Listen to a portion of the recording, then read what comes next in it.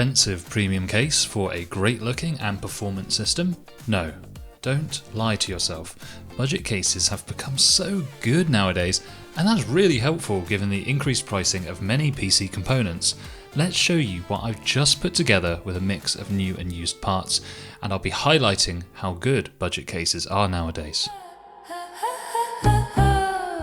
Budgets all around the world. Budgets all around the world. My memory is soaring. My graphics cards are falling. But me and you ain't crawling through this PC hardware shortage. See, I've got deal savvy, saving all my money, mixing up your goodness to see me through this madness. All around the world, gamers. All around the world, gamers, we push on through. Baby, let me hit that budget. Baby, let me slam that price.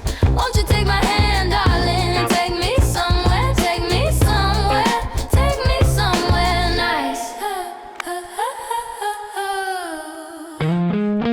Shopping PC parts these days is tough. Never know when price goes up. Today is RAM scanted, tomorrow could be rising. That's when I got you slip through my fingers, and now that kid is through the roof,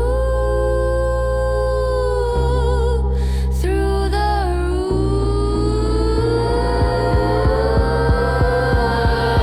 All around the world, gamers.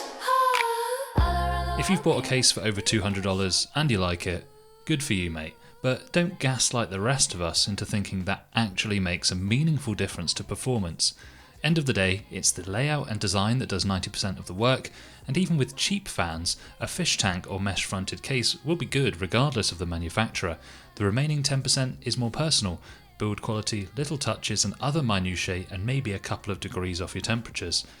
It's not just this one budget case that rocks though, there's loads of them. On the channel we've looked at the Vida Akira, the Deepcool CH260, the Lian Li V100 and so many more. In 2025 and beyond, there's no reason you can't get everything you need from a case that costs under £60. As you can see, this refurbished system is plenty capable of some 1080p and 1440p gaming at a reasonable price. It handled our usual test suite, though some games were borderline held back by the CPU, and in other games like Battlefield 6 definitely were held back by the CPU. The thermals were decent too. The CPU temperature could be improved by a tower or a liquid cooler, but that's not the fault of the case.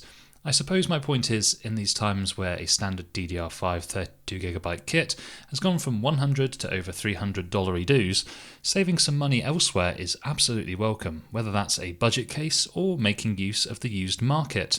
This PC I've built here is great for somebody's first computer. The only issue I found with it is that one of the memory channels was broken, and that's why you might have noticed that the sticks were in slots 1 and 3, but the system was still perfectly usable.